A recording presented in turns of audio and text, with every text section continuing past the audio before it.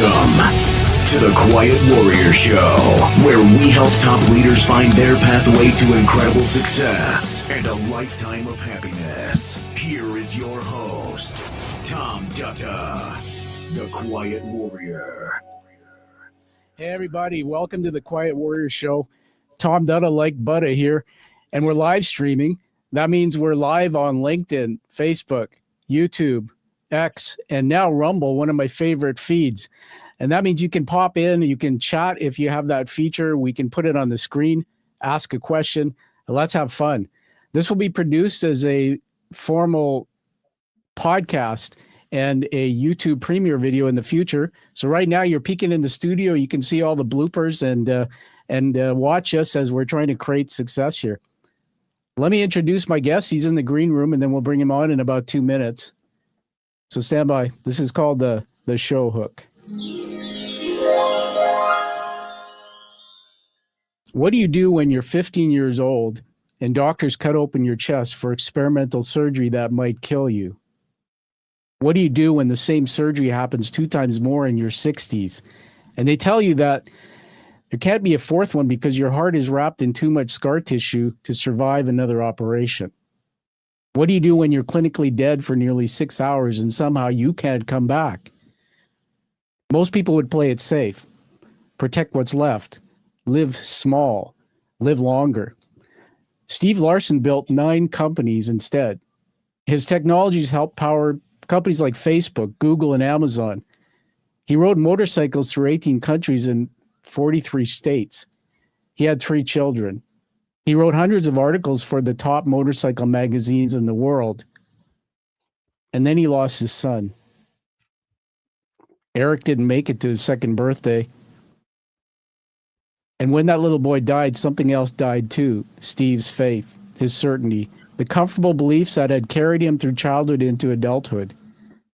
Today, we're diving into a story about 6 threads that most people keep separate: health, business, family, motorcycles, cars, and religion. Steve lived all 6 at full throttle. His story reminds us that nothing exists in isolation, that the same heart that fails you physically can break you emotionally, that the same resilience you need to survive surgery is the resilience you need to survive loss. His new book, My Heart Has Been in It from the Start, isn't organized chronologically. It's organized by 6 threads because that's how life actually works, he says. We're not one story moving forward in time. We're multiple stories woven together, each thread pulling on the others, creating something that uniquely ours. Steve started with almost nothing, a low-income family that gave him no preparation for the success and adventures that followed. He described it like living in the foothills of a mountain range. Lots of little ups and downs, and then every so often, you're forced to climb to the peak and get to the other side, he says. Then you live in the foothills again until the next mountain appears. The question we're exploring today is simple but profound. What does it mean to live fully when your heart, literal and metaphorical, keeps breaking? And how do you weave 6 completely different lives into one meaningful tapestry? Steve Larsen is about to show us. Let me bring him on the screen. Welcome to the show, Steve. Hey, what a great introduction. That was good. Man, I was after the little blip of getting you on the show, we had a sound issue, which Steve remarkably worked out with somebody helping him too. I was going to go, how does it feel to sit there and listen to you for a couple of minutes? Yeah, well, I've been listening to you. I have to tell you, I've become a real admirer of your interviewing techniques and your willingness to follow a story. I mean, I just love what you do.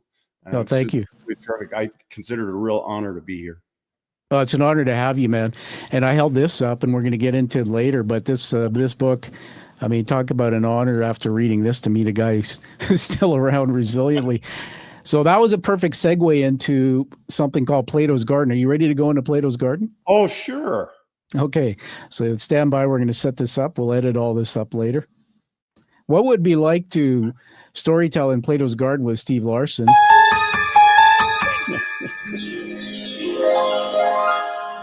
Well, welcome to Plato's Garden. And We put something on the screen there. Make sure we get us back. There's Steve and I down there.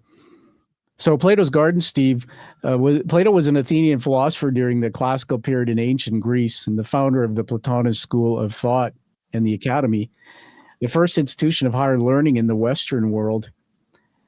And what we're going to do is, you won't know this because I'm going to weave us through 3 areas. It's called the influences of context. So what we're trying to do is get the audience to learn about what was going on in your macro world. That's what was happening in the world around you since you were born right up till now, that influenced you. What was happening in Mezzo, the sector, the industry where you are doing your work. Today, you're a published author and a speaker and all these things. Finally, the micro. I love this one, Steve, because it's what was going on with you personally. And some people take us right back to childhood. Wherever we go, we're going to go. So let me get that back off the screen and have us back. All right. So let me set up Plato's Garden here with a little narrative. You open your book with 6 threads: health, cars, business, family, motorcycles, and religion. Steve, most memoirs follow a timeline, but you deliberately chose to weave these threads instead. I'm going to ask you in a bit to take us back to the moment you realized your life wasn't one story moving forward, but 6 stories pulling on each other and simultaneously. So let's get into micro first. Here's something I want you to riff on. You were 15 when they opened your chest for experimental heart surgery. Steve, walk us through what it's like to be a teenager lying on an operating table knowing this procedure might kill you, and how that moment shaped every risk you've taken since. The diagnosis that led me to have open heart surgery was it wasn't as threatening quite as it could have been or it was in retrospect. When I look back now at the dangers of having open heart surgery in 1965, just about 6 or 7 years before the very first pediatric heart surgeries had been done, it's a really surprise that I survived that as well as I did. Yeah. At the time, I did not know or realize how serious it was. I could tell my parents were very worried, but for me, not so much. I think at 15 or 16 years old, all you can see is the future, right? Yeah. You see a road up ahead, and they're going to put you asleep for a few hours. And then you wake up and you're sore for a couple weeks. But you don't have this impending death kind of thing that you sometimes can see in retrospect. Does that make sense? Yeah, it does. And what's interesting is I was thinking about the brain, and at that age, the child doesn't have the frontal lobe. And the frontal lobe, for the audience, connects to all the other parts of the brain. So it's like we can sit back and say, well, wait a minute, let me think about that and have a thought about it. But there you are lying on the table. So what you said really got to me, because I'm trying to put myself in your shoes. I can't. But yeah, I mean, you're resilient as a child. And it's like, let's just do this. I'm going to come out of it. There's no fear or worry about it. That's pretty remarkable. I want to take us into another part of your micro story, which is it connects to me because I lost a son preterm, and I know what that's like, but yours was so different. So Eric didn't make it to his second birthday. Tell us, first of all, in a minute about Eric. You write about this in the most traumatic experience you've ever endured. You said, more traumatic than being clinically dead for 6 hours. Take us into that grief. What did it feel like when your son's brief life becomes the dividing line between the beliefs you held and the questions you couldn't stop asking? Yeah, Eric's 2 years old, just shy of 2 years old when we lost him. And we lost him for a really stupid reason. I mean, a doctor that had been close to his care had a real ego, and he didn't feel that people were listening to his point of view. And so he counteracted the wishes of the surgeon and all the pediatric people who told him not to extubate Eric after a particular heart surgery that he had. He'd Wow. had 3. And so he didn't have to die. And it was a horrible, horrible thing that it's probably as human beings go, and because you've gone through it, it's there isn't anything worse than this that I can think of. The natural order of things, right, is that we bury our parents and our children bury us. And when that goes out of order, things are wrong. And you were right to say that your loss of your son was different than mine.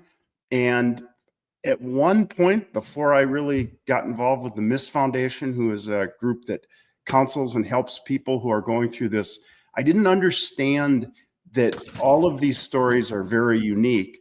And the loss that people experience with a child that actually never gets born is every bit as intense as the loss of a child that you've had for 2 or 3 years or longer, because you never saw the future of that child. You never got to be any part of that child's life. And that's as devastating as to people who lose their child when, let's say, they're in junior high or high school. It's just a horrible order of things. And it affected my daughter. And so, but she made it through. But, how old is she now? And what's her name? She's in her 30s. Nice. And of course, as you know from the story, and I hate to jump ahead here, but in my 60s, on the other end of that spectrum, I found a daughter that I didn't even know existed. So now all of a sudden, Christy comes into our life. Congratulations, it's a girl, and she's 39 years old, right? But so my daughter now all of a sudden has a sibling. I all of a sudden have grandchildren. It is just the most wonderful thing that you could possibly imagine to have happen to you, right? Yeah. Take a breath there. I just want to acknowledge you, first of all, in your humility and your vulnerability. It's interesting because daddies and daughters, right? Just riffing on what you said there, daughters are treasures. So my daughter, if you know the geography of Canada, I'm on West Coast, Vancouver, beautiful. Daughter went away 6 years ago to the other side of the country for university. And it broke my heart. And the thing is that when I lost little Tommy, and by the way, I have to say this to you, man, and I want the audience to know how well I think of you now, even more than when I read up on you. Did you notice, everyone, how Steve used empathy? I told him something about myself in his story, losing his son, and he turned it around and took time to acknowledge that the loss of my son, even though it was preterm, could and would be even as hard. So that's a skill, Steve. It's innate in you. But going back to daddies and daughters, just last weekend, she started her master's degree. She finished her other degree, but she came back home. She just moved here with her new husband, literally on the weekend. Changed my life. So the magic of children. And so you're so blessed to have that new love show up with the grandchildren. I just want to go back into something I got here. I'm going to put another camera on the stage here. If you can see it, this is my desk cam. This is one of the first things where I've got so much paper on my desk because Steve's story is so diverse. This one here is about the actual book. I'm going to see if I can change it to that for a minute. Yeah. So somewhere in here, under the 6 threads in the book, and we'll get you to hold that up in just a sec, the religion and ethics, I wrote in the margin here, loss of child. So the religion thread traces Larsens' journey from devout angelical youth to thoughtful agnostic adult. This isn't intellectual rebellion or teenage rejection. It's genuine spiritual crisis triggered by unbearable loss. If God is good and powerful, why this? Just tell us a bit about that, because this obviously triggered something in your faith. Well, as you know from reading the book, the faith journey for me has been a long one.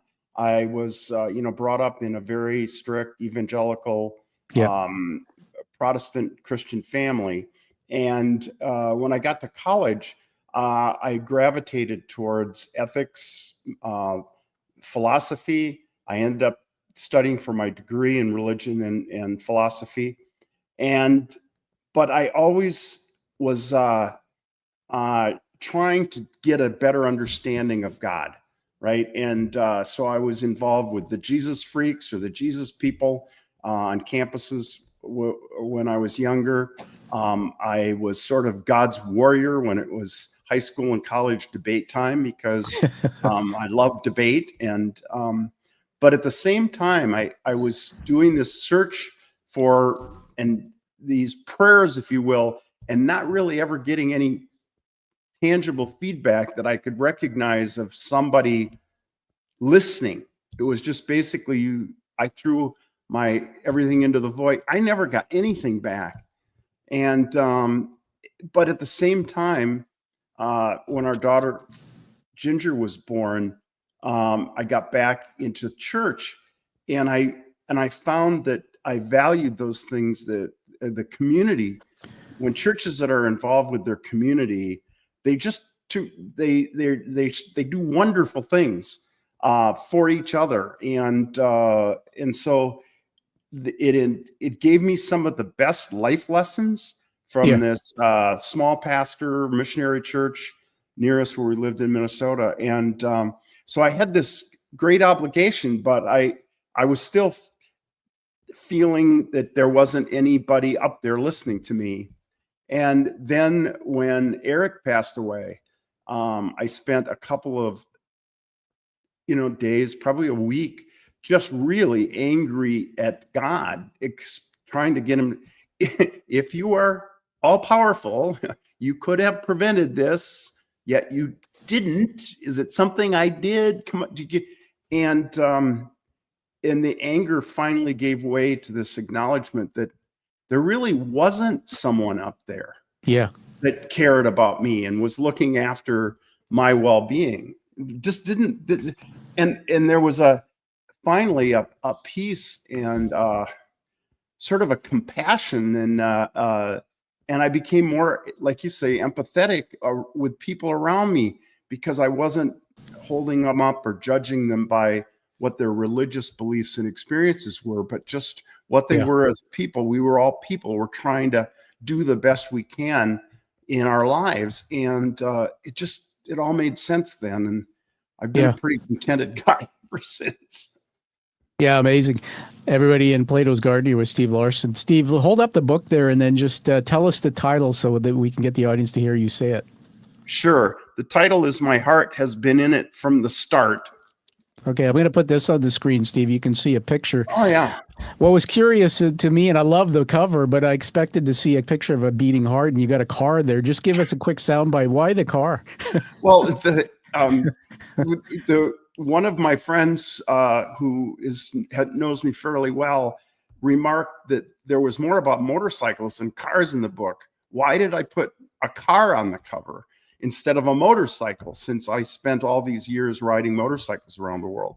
And as the editor pointed out when I was publishing the book, he said, well, all of the pictures of you on a motorcycle have your head in a helmet. You could be anybody.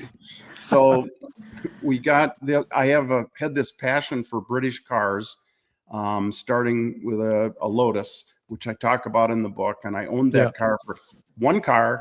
I owned it for 50 years, 50. Yeah. And so I've been involved with British cars. So visually, it's easier to find a car picture than it is to find a beautiful picture of ethics, right? No, it takes the brain on a journey. And that's what I like about it, because it evokes critical thinking. It's like, okay, let me think about that. And then I had all this fun going on. Like, okay, when you're in that kind of car, you're going full throttle. Your heart's probably beating really fast, blah, blah, blah. It's very cool. I love it. Let me get back into the book for a moment, then we'll get back into some stuff from Plato's. I wrote this, so I want you to challenge me, tell me, Tom, you missed it all, but I wrote what I think the structure and approach of your book is.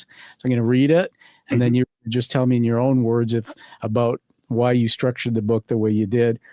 So I wrote here, rather than chapters organized by time, Larsen divides his book into 6 threads: family, business, motorcycles, religion, ethics, politics, and health. Each explores a different facet of his identity while constantly referencing how that thread intersects with others. The structure forced me, anyway, as a reader, to experience life the way you did, with simultaneous joys and traumas, successes, failures across all these multiple domains. And so I'm holding it up. I loved it. But Challenge me on that. Correct me. Did I describe it? Well, yes, you did. And I, to be perfectly candid, and I know you're an author, you've been through this. Yeah. So you've written books. And I will tell you, the first version of this book was all chronological. Wow, I But didn't know I that. knew that each chapter Yeah. had, I would say, of all the chapters that I wrote, every single one of them could be divided into these categories. I put family on some of them. You know, I put religion on some of the chapters. I put motorcycles. I put cars. So I had all these chapters identified this way, and in the narrative trying to, and I actually printed the book out that way, and reading it thinking that, okay, I'm done. I'm ready to send this to a publisher. And Tom, I got to tell you, you as an author have been through this. You read it and you find out it's not holding together. You can't get yourself through it. Yeah. And so I finally went and found a professional editor, and I said, look, it's lacking this narrative flow. How do I fix this? And he looked at it and he said, I got an idea. Give me 4 days. And he came back with the book in this order, and with introductions for each one of the chapters. And all of a sudden the book flowed. This is why you have good people who know what they're doing, right? Exactly. Yeah. Yeah. So it flowed. And I'm sitting here now with the book in this format, and I find myself walking by it, picking up, start reading. Pretty soon I'm sitting in my chair and I'm reading, and I wrote the damn thing and I'm finding it interesting. Yeah. You're So going that's like, wow. how the flow happened, and it works really good. I'm surprised. I've gotten a lot of good feedback on the flow. And get this, Tom, I've had 3 men that have read it that are not too far from my age, and one of them has published over 14 books, and he said, Steve, I've always wanted to do an autobiography, and now I have a blueprint for one. That's awesome. I'm holding it up again here. So one thing that I remarked on is it's a big book. It's about 525 pages before the notes at the end, and fiction or novels are usually 300 or 400 pages. Nonfiction generally 250 or somewhat around there. So did it end up being that big simply because you've got so much in your life? And by the way, that's not a criticism, because the more the better for me. Yeah, there were parts that I threw out.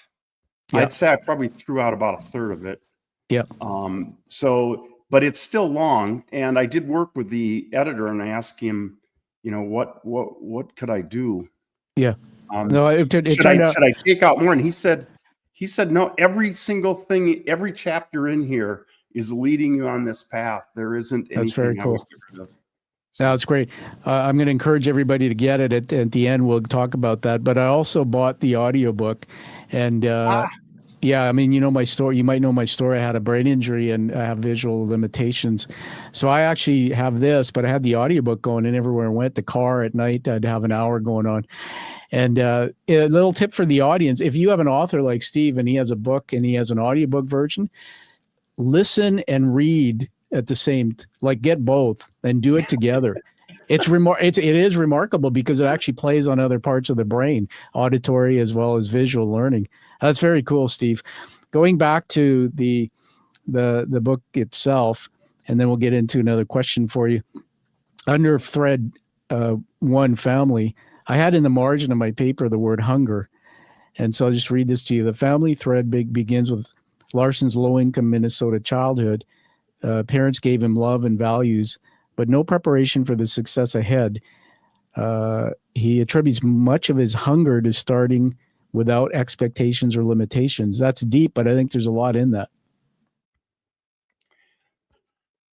Yeah, I think you're right. I mean, I knew from a very young age that I wasn't satisfied with where I was living in that small town, and I felt it was limiting. I didn't know why or how. Yeah. But it wasn't until I would say my mid-20s that the company I was with transferred me to Milwaukee, Wisconsin, which, unlike this small Minnesota town where I'd grown up, Rochester and Fairmont, there were Black people there. There were Asian people. There were Indian people.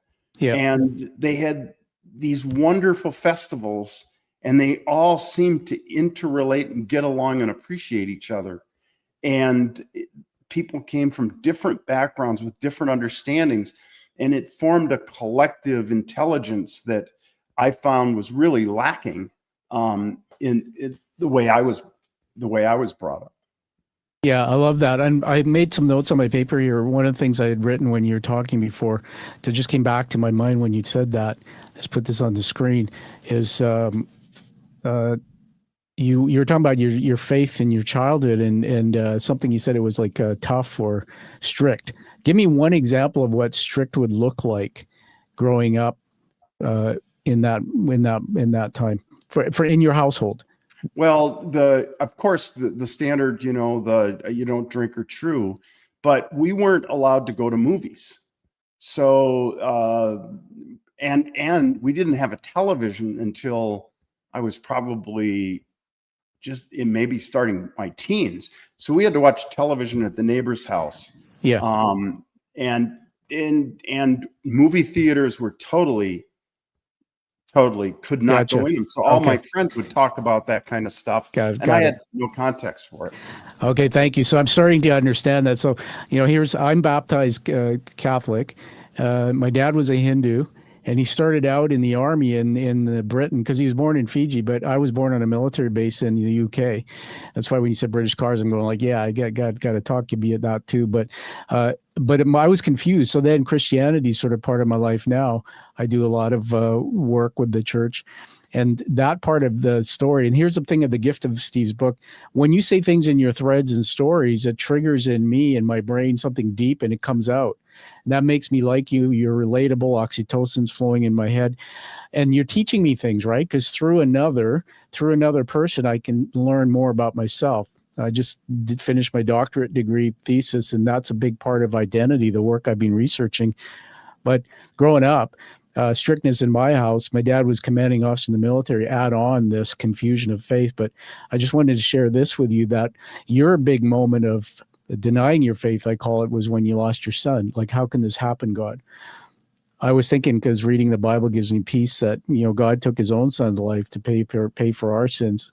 So this myth about God's there to make sure everything's perfect, I lived that way. So my dad became a chronic alcoholic, addicted, a very violent home. He left home when I was 12. I took the brunt of his physical and mental stuff.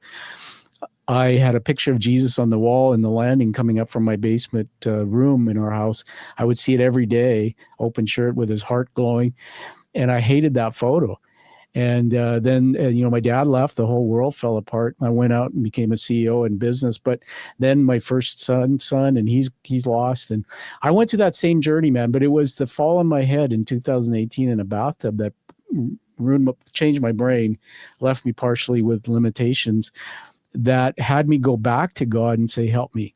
I got a cross, I started wearing it, and I started reading the Bible, and I reached out to people, and I found my faith again. And there were many miracles in my life because of that, because I trusted what really I denied. So thanks for letting me share that with you, Steve, because you writing about it actually makes me a stronger person. I want to get into, now let's go take a bit of a turn into Mezzo. This is a sector in business where you do your work. So some people describe themselves by, I'm an author, I'm a speaker, I'm a teacher, whatever. So let's throw this out and get you to riff on it. This blew my mind, man. 9 companies. That's not dabbling. That's a pattern. What drives someone to keep starting over? And what did each failure teach you that the successes couldn't? Oh my goodness. Yeah, I would say my business life was divided into 2 halves, or 3 actually. The first one was sort of learning areas in which I was good, what I knew how to do, what I couldn't do, how I needed other people. Yeah. And the second area was working for large companies. Because of my heart issues, once I got a family, I had to work for companies that were big enough that they would provide health insurance without preconditions. Yeah. And once we got sort of past that, and I realized how bad of a fit working for IBM, AT&T, and Control Data, some of these big companies. Sure. And the internet was coming along. it was very clear to me that the big company, I worked with two, both IBM at the time and Prodigy, were desperately trying to figure out what the internet was all about, and they just couldn't do it. And so I realized then that I needed to break away and start founding my own companies.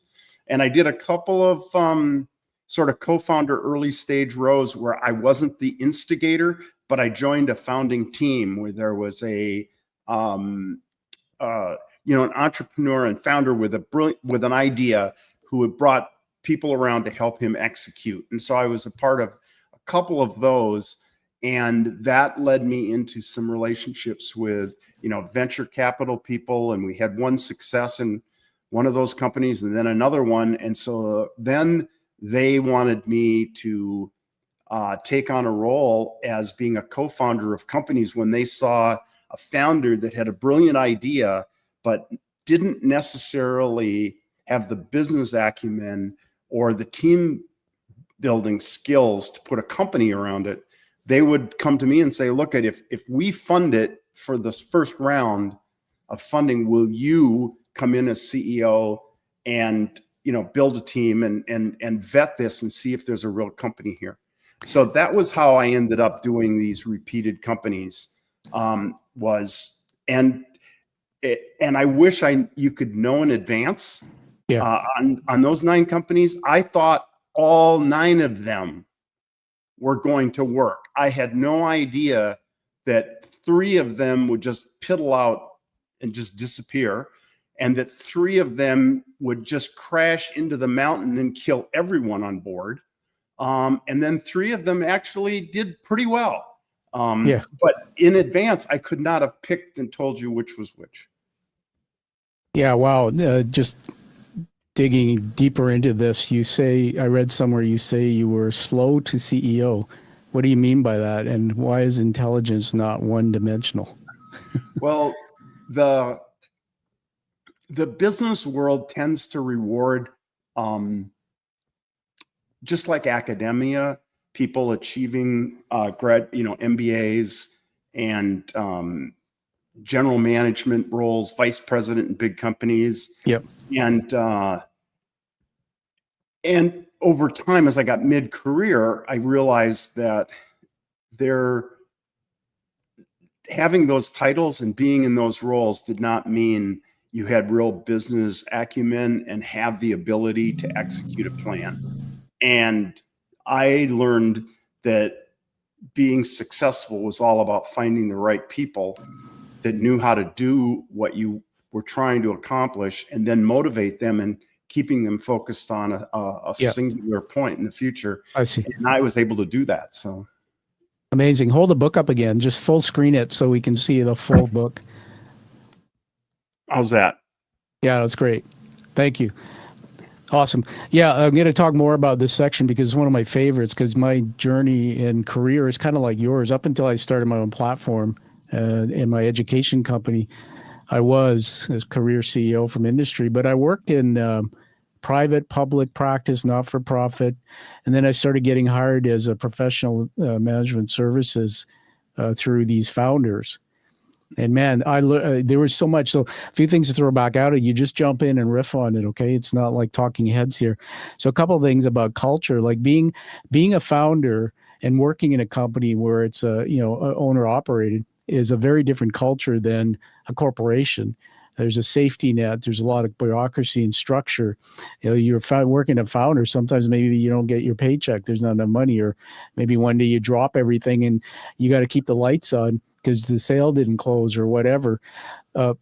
What was your background skill set wise? Because you're the operational, you're sort of the execution guy and part of the team. People were coming to you saying, Steve, we want you here. What were your top few skills, do you think? The one I heard one of my investors said, we like Steve because Steve knows how to get the right people on the bus and the right people off the bus. Early on, I had some big company experiences that allowed me, it forced me to let a whole lot of people go. AT&T was going through horrible downsizing, and I had to let I basically was in charge of firing a whole bunch of people that had been with their company for a long time. And most of them were just devastated by this loss. But when I ran into these people years later, they found out, they said, this is the best thing that ever happened to me. I didn't realize how I wasn't really growing, and I was just kind of existing in this job. So I believe now, ever since that, when I had people that I had to let go from my team or like get off the bus, I basically said, listen, I'm sincere here. Yeah. We don't have a fit, but there's nothing wrong with you.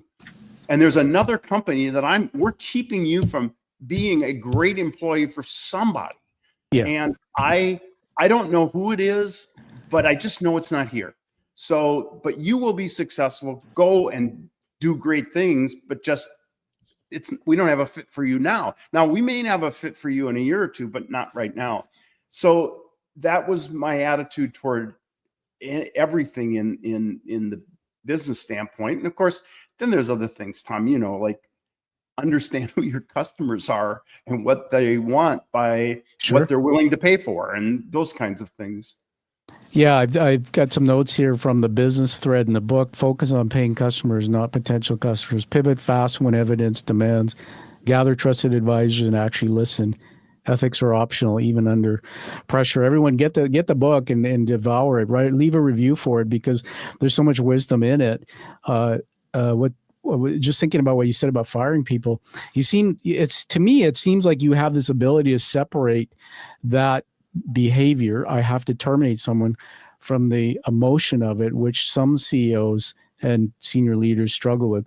And as an example, throughout my career, I've worked in 5 sectors, been through 11 different transactions, mergers, failed, but I tell my daughter this, and because the other day she called me, she came out of university and she took on an interim executive director role in the environmental field. The lady went on mat leave. Now, here's my daughter in university. This is her first job. She was working for them for a few years while she was in university doing the wetlands, going out and testing and things. Then all of a sudden they say, we'd like you to be the executive director. And first of all, part of me is going like, whoa, that's chip off the old block there. You know what that did, by the way, Steve? When I was younger, it broke my heart a bit. When she got older, she said, Dad, you were never there enough, and all this kind of stuff. And when she did the executive director role, she's now got a board and all this. And she said, man, and she started realizing how somebody owned Dad, his life. But yeah, so going back to, I terminated over 430 people, man. And it was, I'm different from some people because I have what's called a blue or an emotional gut. So I never slept on it, but I got her done because I understood the need to right size, downsize, get the right people on the bus, all the things you just taught us. So the good for you. The learning in the book really is quite something. Let's talk. I just want to ask you about the technology. You said it says created technology that Facebook and Amazon later incorporated. Without giving away secrets, is there anything that the public would know what that is? Sure. We created a company called Net Perceptions, and we were the pioneers. We took algorithms called collaborative filtering algorithms. Yeah. And we were able to, our patents basically weren't on the algorithms themselves as much as they were about getting them to scale. And our first product online was a website where we demonstrated these things, where you would go on and rate 10 books or 10 movies. And then we would go and find, with our algorithm, 10 other people that had rated the same books or movies equally highly. And then what were the 4 or 5 things that they had rated that you hadn't? And then we would present that to you. That collaborative filtering algorithm or personalization algorithms, that's how Amazon ended up choosing their ads, and they do it today, to what you might also like, if you've ever seen that. That's our technology in there.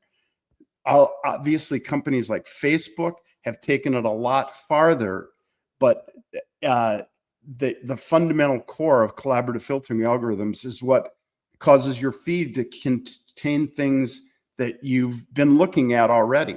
I see. I have people that say, oh, I don't like Facebook for this or that. And I say, This is collaborative filtering algorithms, and they're the easiest. You can program them to get what you want. Yeah. If you go to Facebook and you spend your time clicking on your family pictures Yeah. and the games you want to watch or whatever, then that's what you're going to see is more of that. Yeah. If you want to Interesting. click on political stuff with people fighting, Yeah. well, pay attention to that and you'll get more of it. But the Yeah. algorithm is going to figure out what you like and give you more of it. And we were kind of pioneers in that. No, it's great. It's wow, what a story to be part of something like that. And the pendulum swings the other way now, where there, and we won't get into politics and things because we're in different countries, and it's a big topic. But this thing about algorithms, if you click on things, the algorithm says, "Oh, you like that? We'll give you more of that." And unfortunately, because I'm in media and I look for finding truth in media, there's podcasting, there's opinions, there's spin. You have to do critical thinking and get facts to prove things. There's irresponsible podcasters and people out there, but the algorithm sometimes will give you stuff, and sometimes I go like, "Go away! I don't want to have any more of that. It's negative." And so it's an interesting dilemma that we have to balance the information coming in so we can get both sides of the story. Fascinating stuff. I'm trying to, the reason why we're doing Plato's Garden, as I said, is we try to weave everything together to figure you out, man. So this is where I get to have fun with you. So I'm starting to look at you, Steve, and after reading the book and everything, it's like, this guy's got resilience. Like the heart surgery things is epic. A lot. So the loss of your son, the anger at your faith, coming through all that, there's something about you, and we're not born that way.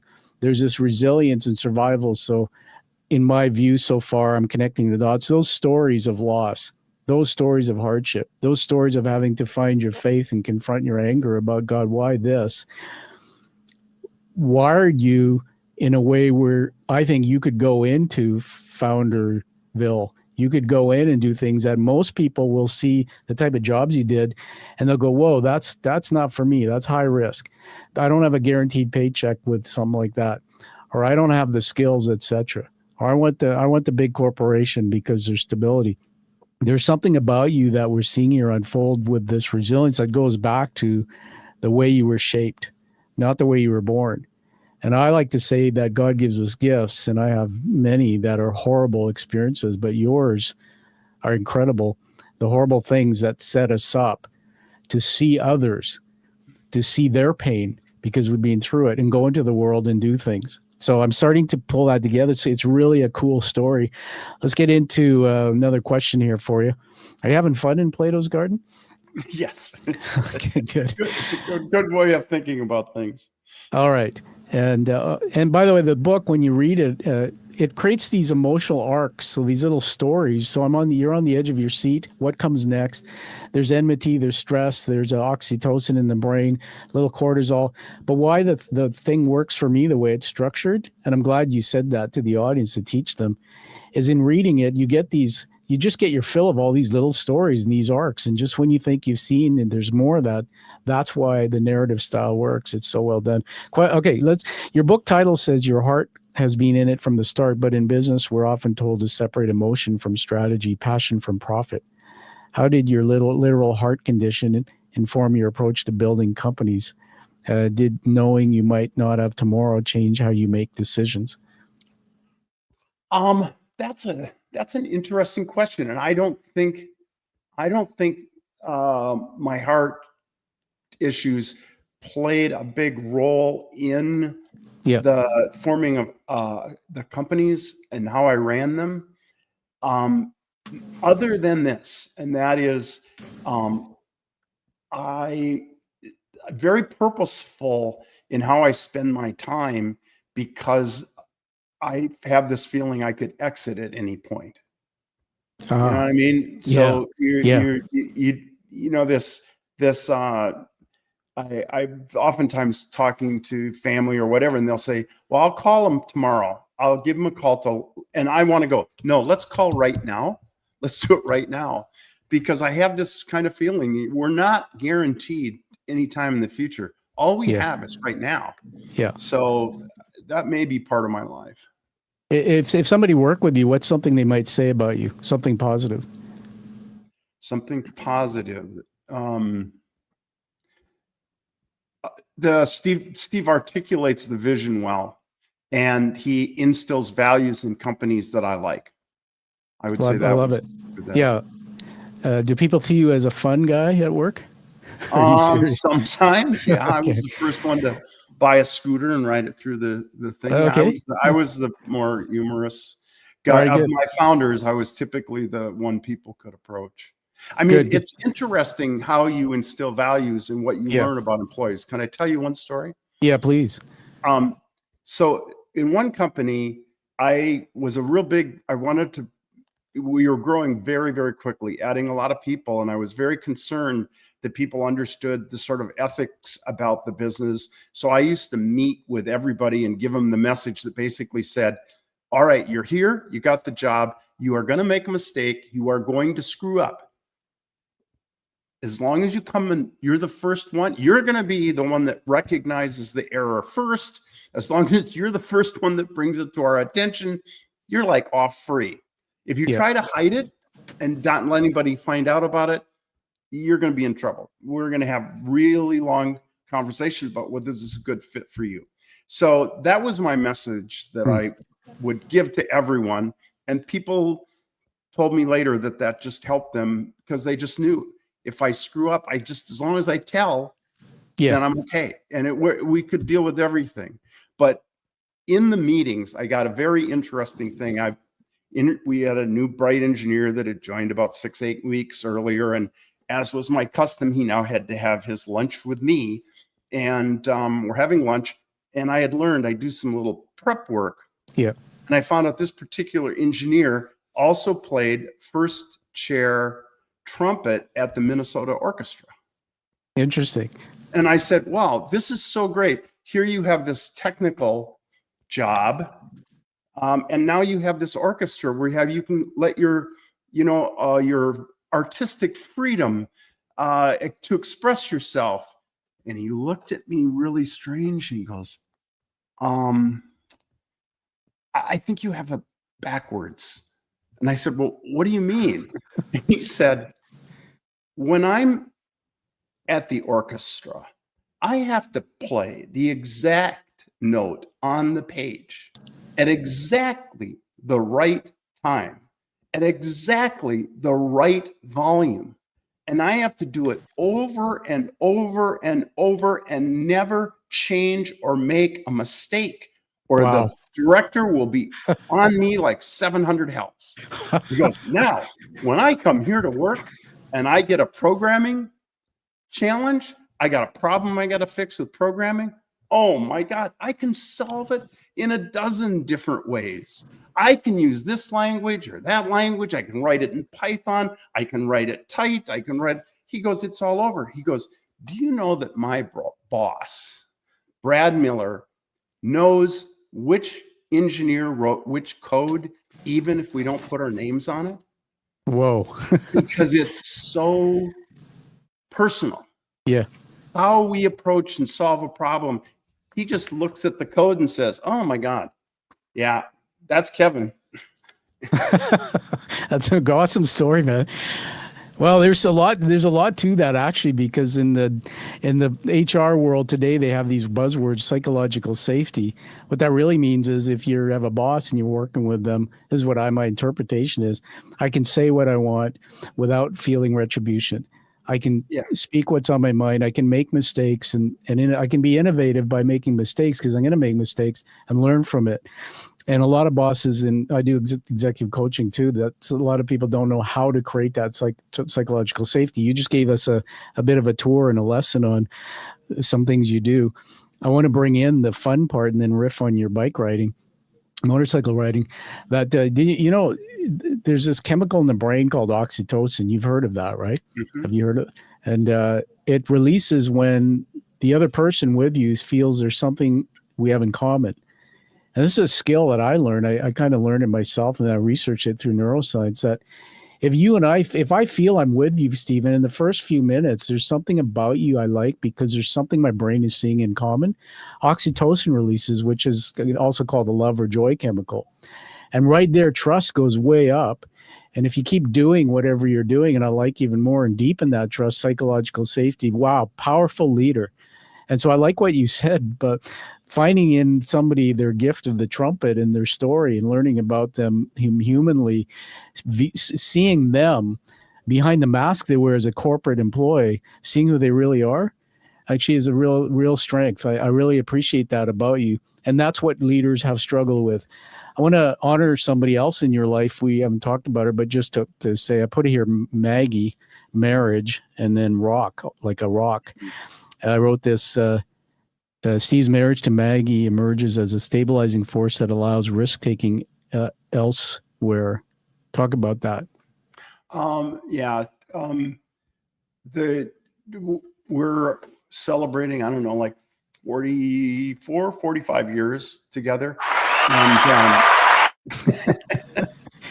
And fake applause.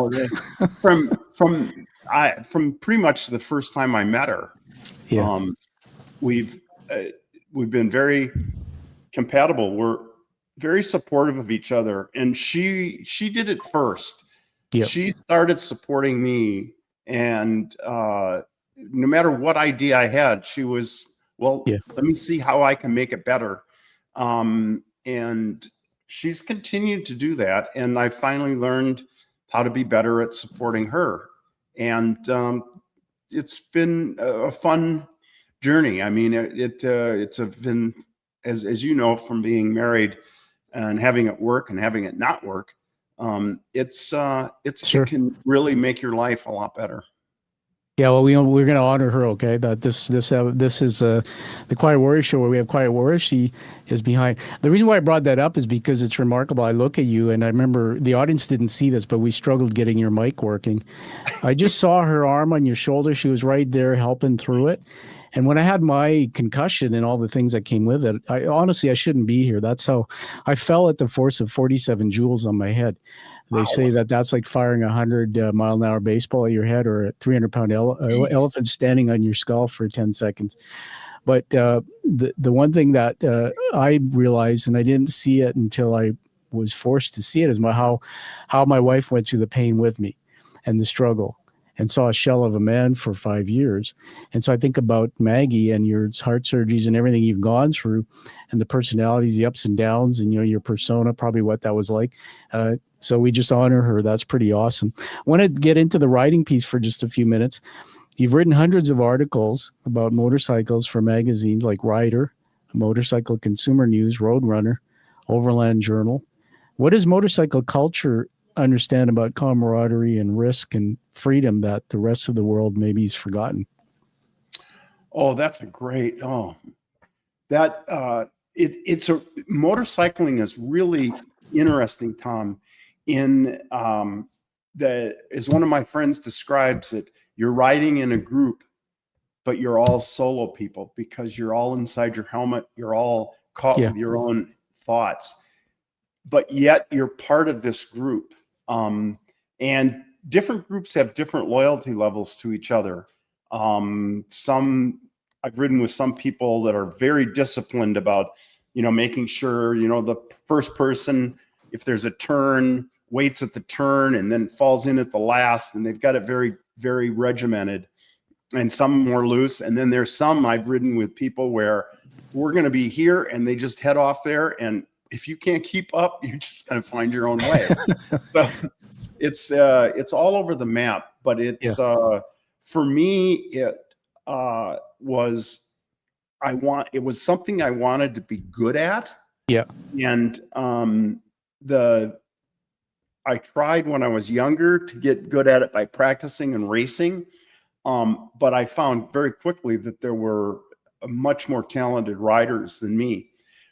But when I got to writing for magazines, I was able to develop sort of a niche. And the niche was, with my editor, I would cover any training classes. So anytime somebody was having a high-speed racing class or a precision riding class or a off-road school, and I even went and took two classes in Arizona for motor officers. Wow. So I was always working on trying to improve my understanding of my particular chosen sport or thing. So it worked together. But I do like to ride, and it's been a big part of my life. Yeah, I was kind of curious. Like, did an uncle or somebody you knew influence you to ride a bike, or it was just something you decided? No, we just were trying to get when we were kids, just trying to get farther away from the house. I think it's pretty cool. And again, that's just there's two types of people, right? So I've never ridden, and I've always seen the touring bikes, and I've gone, man, because we have long, great rides here. We'd love to do, but part of me is afraid of it because for safety and all these things you hear about, right?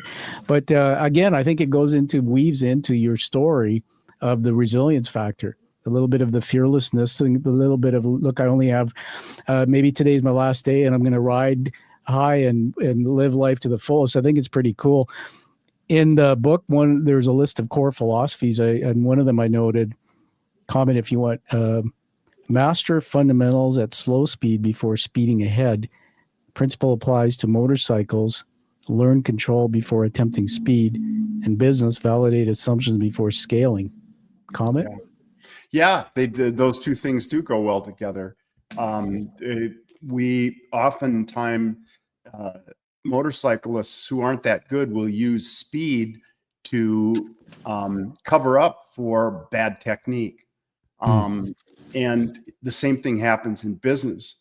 People try to rush into things, try to do shortcuts, and it's not a good way to build things. It may seem like you're making progress, but oftentimes you end up in the wrong place. Sound advice. Couple more questions, and then we're going to honor you with some things. So let's just get one more thought on riding. I've written this down. Larsen has ridden through 18 countries, 43 states. Wow.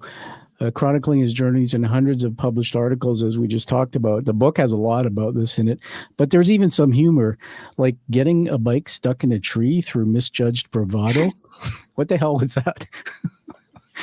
Okay. Have you ever seen trials bikes, Tom? No. Okay, a trials bike doesn't have a seat on it. It's very, very light. It has usually 6 speeds. Yeah. The first 3 gears, you probably can't go more than 10 miles an hour. Oh, really? And they're used to hop over rocks, go through mud, and compete in a particular kind of riding called trials riding. The bikes are made very light, nimble for this, very low speed, but it's crawling. So I was taking a class, and we're kind of trying to, after a few hours of hard work, we kind of went up to the top of this mountain, a road that kind of went around and around to the top. And my instructor was ahead of me, but I was trying to keep up. And we came to a big log on the road, and so I, doing what I was supposed to do, approached the log and then pull the bike up while simultaneously turning on the throttle. And when I did that, I got too far and the throttle just went flying up. The bike just went up in the air, and I couldn't let go of the throttle, so it was just making it faster, and it flipped up into the air off the side of the road and fell into a tree. And remember I said this was a mountain going up to the top, so I kind of slid down the embankment from the one road I was on to the road below, so I could look up at the tree, the bike that was stuck about 6-8 feet in the tree, and wait for my instructor to come by. And finally he comes by and he's looking around and he goes, "Where's the bike?" I point up into the tree, and then I have never seen it. And there's the punchline. Thanks for sharing that. I thought there's some humor in the book and in that story. Just want to find a soundtrack here. Let's see what happens when I hit this button.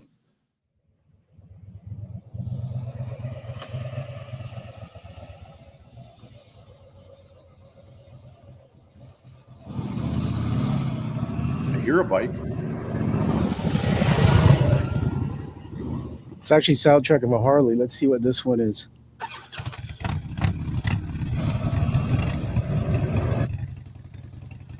There you go. That's definitely the Harley sound. Did you know they patented that? No, I didn't know that.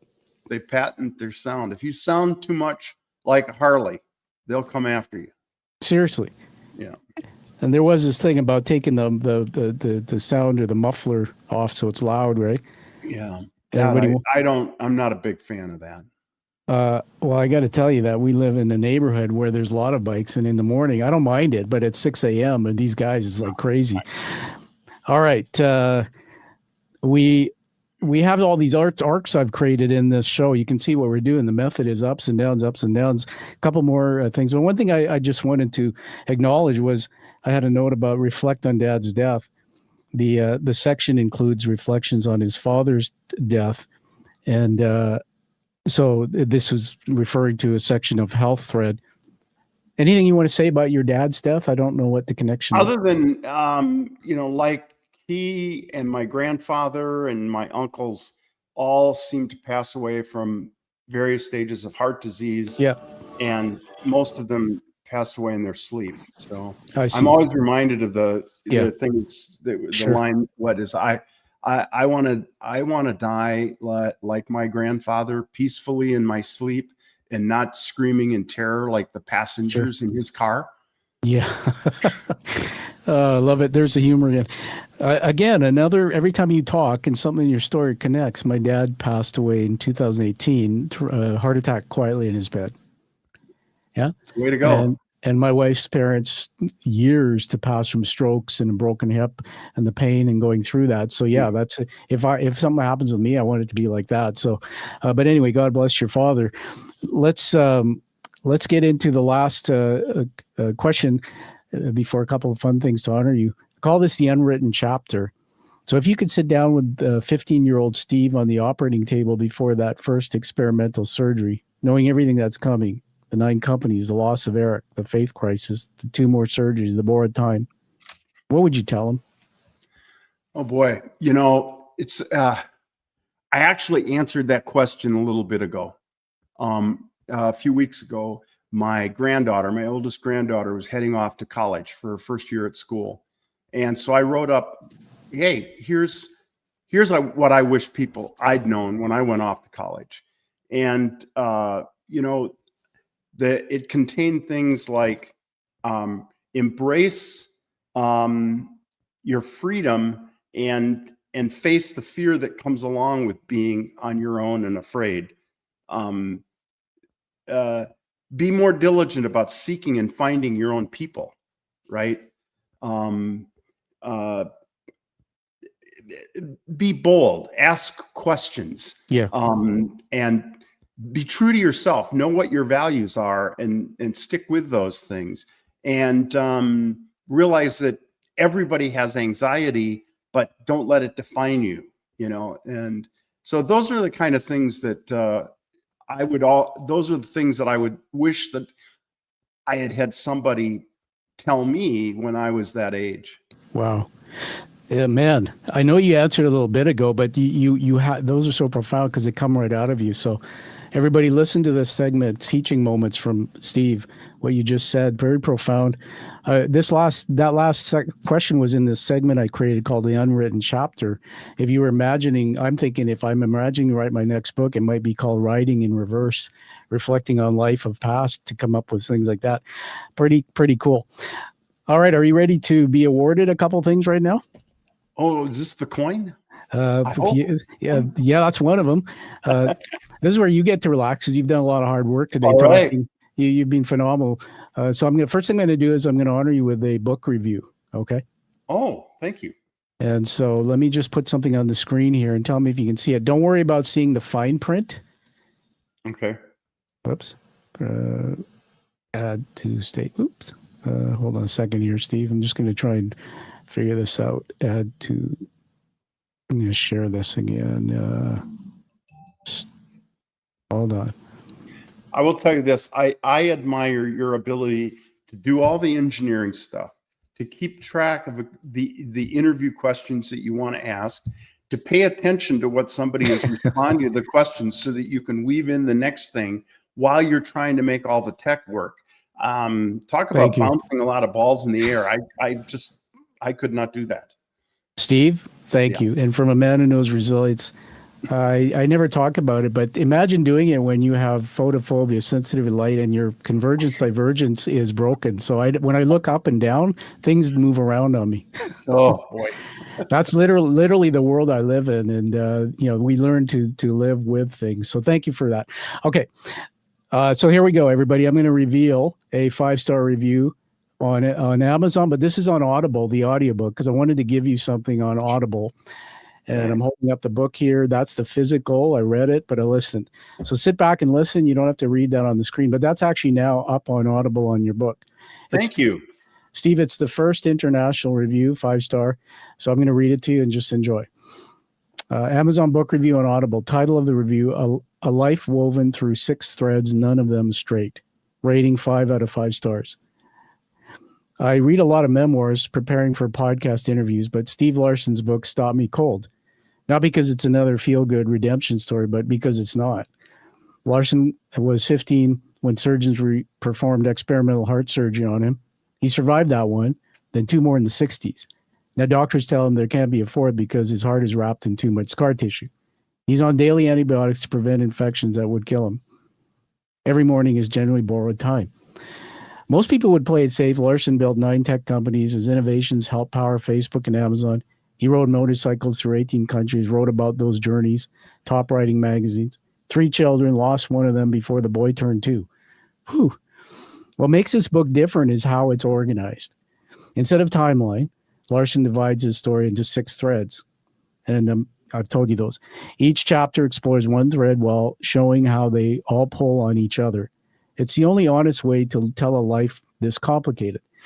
The hardest sections deal with losing his son, Eric. Larsen doesn't hide the pain or wrap it in a positive thinking. Eric's death destroyed his religious faith and forced him to rebuild meaning from scratch. That honestly is rare. The business chapters give you real startup wisdom from someone who lived through wins and losses.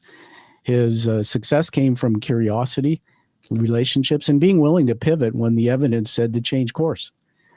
What I respect the most about Larsens is his refusal to claim everything happened for a reason or that suffering made him better. He shows how life actually works. Multiple threads pulling on each other. Health shapes business choices. Losses shatter beliefs. Risk learned on motorcycles translates into startups. Nothing exists in isolation. One quote stayed with me, though, Steve. Don't be afraid to pursue multiple passions, to question deeply held beliefs, to take calculated risks, or to change direction when needed. That's permission for the rest of us to stop pretending we're one thing, to embrace complexity, to weave our own threads, even when they don't match the pattern we expected. So if you're building a business, navigating loss, questioning faith, or just trying to make sense of a complicated life, read the book. It won't give you easy answers, but it will show you what honest engagement with life's full spectrum looks like. And I highly recommend it. Congratulations, Steve. Thank you very much. That was very kind. So go and you'll see proof to yourself that it's on there. I'll send you the printed copy from that. And now we're going to finish with inducting you into the Quiet Warrior community. And you've probably seen me do this on other shows. So again, I put the camera back on here again. Studio Cam's showing us for the audio when the podcast come out. You won't see this, but go find the YouTube version. So Steve, I created challenge coins. Do you know what they are? Yes, I do. All right. So they were created in World War I. Soldiers carried them to commit to each other. Fun things. If you didn't have yours, you bought drinks at the officers club. They're used around the world. And as you know, I vet really hard to get people on the show. If you're not authentic, if you don't divulge the real deep stories. So I wanted something that honors the 1% of people. So these are handcrafted and painted in the U.S. They're hefty coins. And that's the image of the show on the front. The back, though, and this is, I'm biased, but this is the hero's journey narrative by Joseph Campbell, which is really the storytelling. It's so intricate. It's awesome. Yeah. And that's the journey you went on to seek the true meaning of your life, come back and teach other people. So congratulations. Welcome to the Quiet Warrior community. Thank you. And we're going to wrap up with something from the former guest. We call this the Warrior's Torch segment as we wrap. We'll give you the last word in a moment. So I asked the last guest, give me a question that I can ask the next guest. And this is what they said. If you could have, Steve, if you could have met one author to talk to for an hour, who would that be and why? I know it's challenging because not everybody remembers authors' names, but Oh, that's easy for me. Michael Schur. He's the creator of The Good Place, the television show, The Good Place. yeah. Where he uses basically the TV show to explore what it means to be a good person, and was Plato right, and all these different ethical experiments. And after the show, he wrote a book called How to Be Perfect. Wow.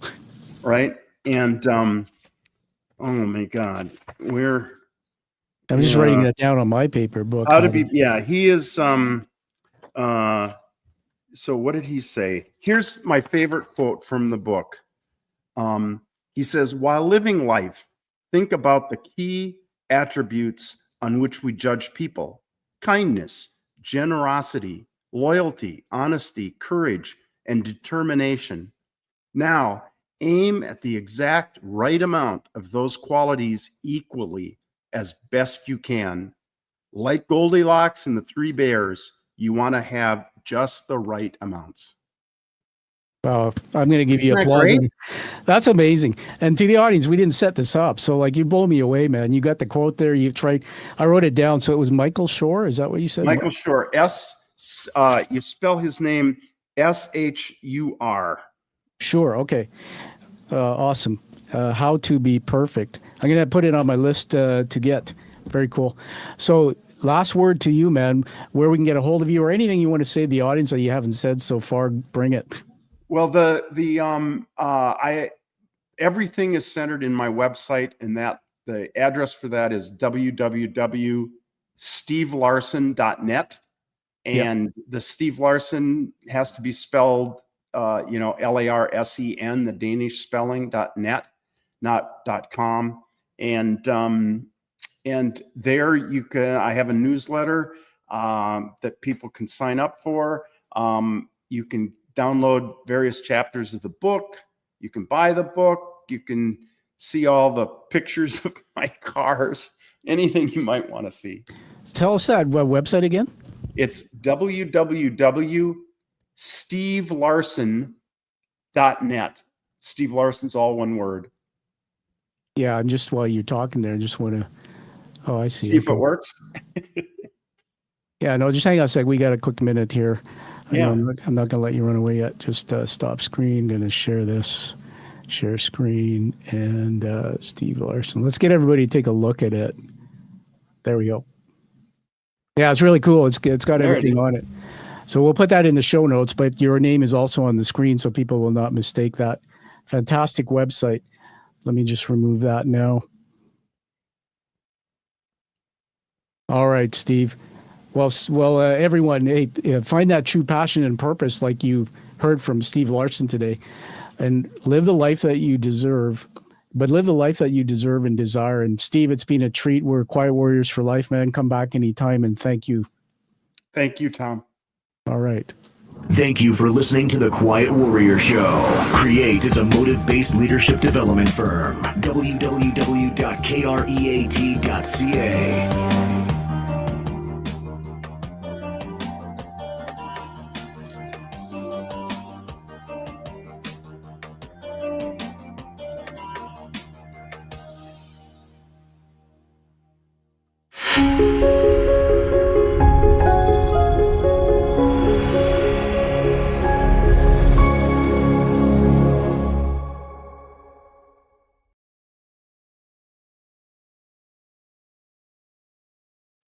All right, stand by, Steve. We're going to take it offline. By the way, we still have people watching live, so that was very cool. Just let me take this offline.